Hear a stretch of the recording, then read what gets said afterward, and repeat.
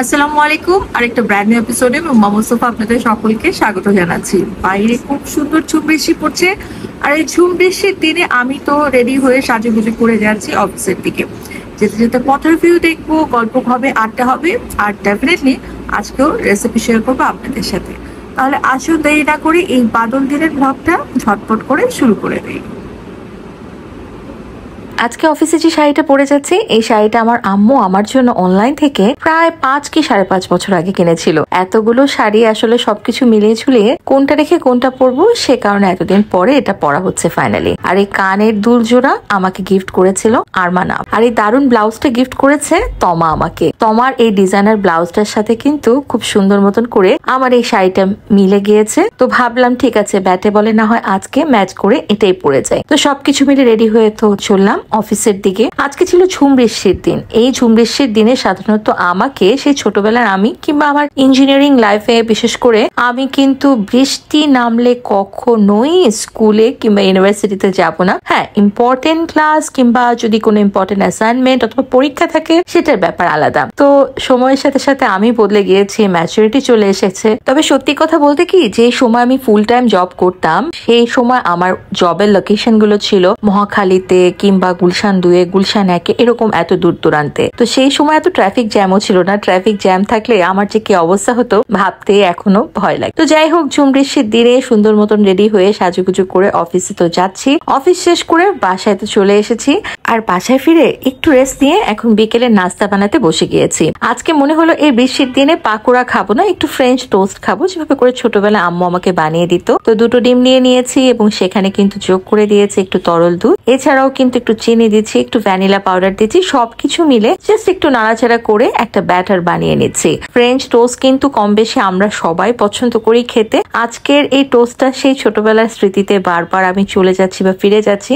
সবকিছু মিলে এটা খেতে কিন্তু আমার ভীষণ ভালো লাগে। যদিও মিষ্টি জাতীয় জিনিস আজকাল ডাক্তার খেতে মানা করে, তারপরও আমার কথা বাদ রেখে বাসার সবার কথা চিন্তা করে আজকে এই ঝুম বৃষ্টির দিনে মনে হলো ফ্রেঞ্চ টোস্টটা বানিয়ে ফেলি। যদিও বৃষ্টির দিন মানে গরম গরম চায়ের সাথে মুচমুচে পাকোড়া হবে, সেটা দিয়ে খেতে বেশ লাগবে। কিন্তু সবসময় আসলে তেলে ভাজা পোড়া জিনিস ওভাবে করে খাওয়াটাও ঠিক না। তো আজকে একটু নতুনত্ব আনার জন্য, একটু ভ্যারিয়েশন বলতে পারেন আনার জন্য আজকে এই প্রসেসটা বা এই রেসিপিটা ট্রাই করছি। তো অন্যদিকে বাসায় পাউরুটি ছিল, তো পাউরুটি গুলোকে আমি একেবারে ছোট ছোট করে কেটে নিচ্ছি। সাধারণত আমাদের বাসায় ফ্রেঞ্চ টোস্ট গুলো যখন বানানো হয় একটু বড় সাইজের পাউরুটি গুলো দিয়েই বানানো হয়ে থাকে। তবে আজকে মনে হলো না, বাইট সাইজের করলে দেখা যাবে যে দেখতেও সুন্দর লাগবে, মিসইউজও হবে না। যদিও এইসব মজার খাবারগুলো কখনো মিসইউজ হয় না, দেখা যায় উল্টারও শর্টেজ পড়ে যায়। তো আজকে বাসায় বিকেল বেলায় সবাই ছিল। মজার ব্যাপার হচ্ছে আজকে আব্বু বাসার চা খেতে চাচ্ছে। আব্বু সাধারণত বাসায় খুব একটা চা খায় না, সবসময় বাহিরে যখন আব্বু অফিসিয়াল কাজে বাহিরে যায় তখন বাহিরের চা খায়। তো আজকে কি থেকে কি হলো, আব্বুকে যখন জিজ্ঞেস করলাম তুমি কি চা খাবে, তো তখন আব্বু বললো হ্যাঁ তুমি বানালে অবশ্যই খাবো। তো খুব ভালো লেগেছে। আসলে বাবারা যখন মেয়েদের প্রশংসা করে বা মেয়েদের হাতের কিছু খেতে চায়, সকল মেয়েদেরই খুব ভালো লাগে, তাই না? তো যাই হোক, আমার তো ব্যাটার গুলো রেডি, ওইদিকে পাউরুটি রেডি। এখন আমি যেটা করছি, দুধ চা বানাবো। অনেকে বলতে পারেন দুধ চা হেলদি না। হ্যাঁ, আমিও জানি হেলদি না, কিন্তু কিছুই করার নেই। আজকে যেহেতু একটু বাদল দিন, একটু অন্যরকম দিন, তো এখানে প্রায় 1.5 লিটারের মতো দুধ আছে। তার ভিতরে আমি কিন্তু একটা দারচিনি আর 4-5টা এলাচি দিয়ে দিয়েছি, একটু মশলা চা করব। আর ওইদিকে যেটা আমি করেছি, পাউরুটি গুলোকে তো ছোট ছোট করে কাটার পরে এই ব্যাটারে টুকটুক করে আমি একটু দিয়ে দিয়েছি। এটার ভেতরে বেসিক্যালি আমরা ডুবিয়ে নিব। আর অন্যদিকে প্যান গরম হয়েছে, এই প্যানে আমি যেটা করছি ঘি দিয়ে দিচ্ছি। আপনি চাইলে বাটারও দিতে পারেন অথবা তেলও দিতে পারেন, তবে তেল দিলে কিন্তু ঘ্রাণটা ভালো আসবে না। তো আমি এখানে ঘি দিয়েছি, পার্পল সল্টের একেবারে গাওয়া ঘি যেটাকে বলা হয়, সেই গাওয়া ঘি দেওয়ার পরে একটা একটা করে আমি এখন এখানে যোগ করে দিচ্ছি আমাদের এই যে ডিপিং করে রাখা ফ্রেঞ্চ টোস্ট গুলো, সেগুলো। আঁচটাকে একদম অল্প করে দিব, আর অল্প আঁচে খুব সুন্দর মতন করে এপিট ওপিট করে ভেজে নিব। আম্মু আবার একটু হালকা বার্ন, একটু পোড়া পোড়া পছন্দ করে। আমার কাছে একটু ডার্ক ব্রাউন বা একটু পোড়া পোড়া খেতে একটু অন্যরকম ভালো লাগে। তো ওইদিকে আমাদের দুধ যেটা জাল দিচ্ছিলাম গোটা গরম মশলা দিয়ে, সেটা বলক চলে এসেছে। আর আমাদের যে চায়ের পাতা ছিল সেটা আমি তো একটু একটু করে দিয়ে দিচ্ছি। সাধারণত দুধ চা গুলোর ভেতরে দুধ, গুঁড়ো দুধ অথবা তরল দুধ দেওয়া হয়ে থাকে অল্প পোর্শনে। আমি কিন্তু আজকে সম্পূর্ণ রেসিপিটাই একেবারেই 16 আনা দুধ দিয়েই করছি। সো এটার আউটকামটা বুঝতেই পারছেন, স্বাদটাও কেমন হবে। তো ওইদিকে দুধ চা হতে হতে এদিকে তো আমি উল্টে পাল্টে দিচ্ছি আমাদের এই ফ্রেঞ্চ টোস্ট গুলো। মোটামুটি হয়ে গিয়েছে। গিয়েছে। এগুলো হতে খুব একটা বেশি সময় লাগে না, প্রায় 2 থেকে 3 মিনিট নাড়াচাড়া করলেই দেখবেন সুন্দর মতন করে হয়ে গিয়েছে। আচ্ছা, বৃষ্টির দিনে আপনারা কি খেতে পছন্দ করেন বা কি খেয়ে থাকেন সেটা কমেন্ট করে জানাতে ভুলবেন না। আমি সামনের দিনগুলোতে ভাবছি শুধু রেসিপিকে ফোকাস করে আপনাদের সাথে প্রতিদিন একটা একটা করে রেসিপি শেয়ার করব।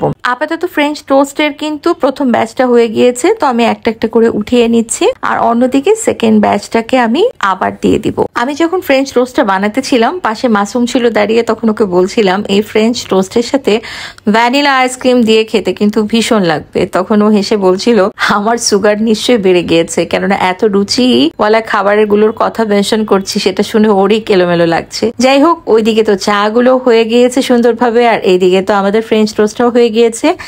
এইগুলোকেও আমি উল্টে পাল্টিয়ে দিচ্ছি, আর অন্যদিকে কথা বলতে বলতে মোটামুটি আমাদের সবগুলো রান্নাই কিন্তু এই বিকেলের আয়োজনে হয়ে গিয়েছে। আমি চাটাকে স্ট্রেনার দিয়ে সুন্দর মতন করে একটু ছেঁকে নিচ্ছি। যারা দুধ চা খেতে পছন্দ করেন না, তারা দুধের অপশনটা বাদ দিয়ে এটা কিন্তু পানি দিয়ে করতে পারেন। গোটা গরম মশলা দিয়ে জাল দিয়ে সুন্দরভাবে পরে চায়ের পাতা দিয়ে ইচ্ছে মতন হালকা বা কড়ার লিকার করে নিয়ে আপনি খুব সহজে বানিয়ে ফেলতে পারবেন এই মশলাদার চা। তো আমি এখন বাসার যে 3 জন বিখ্যাত পুরুষ, যারা আমার জীবনের সবচাইতে ইম্পর্টেন্ট অংশ, আমার বাবা, আমার বর আর আমার ভাই, 3 জনের জন্য চা টুক করে রেডি করে নিচ্ছি। আর এইভাবে আজকের এই পর্বটা এখানেই শেষ করছি। আগামীকাল আবার আসবো নতুন একটা পর্ব নিয়ে, নতুন গল্প আড্ডা নিয়ে, নতুন দিনের শুরু নিয়ে। ততদিন পর্যন্ত যারা আমাকে ফেসবুকে দেখছেন, পেজটাকে কাইন্ডলি ফলো করতে ভুলবেন না। যারা ইউটিউবে দেখছেন, চ্যানেলটাকে সাবস্ক্রাইব করতে ভুলবেন না। আমি কিন্তু টিকটক আর ইনস্টাগ্রামেও আছি, চাইলে সেখানে আমাকে ফলো করতে পারেন। আপাতত আজকে এখানেই বিদায় নিই। এই ঝুম বৃষ্টির বাদল দিনের শুভেচ্ছা সবাইকে।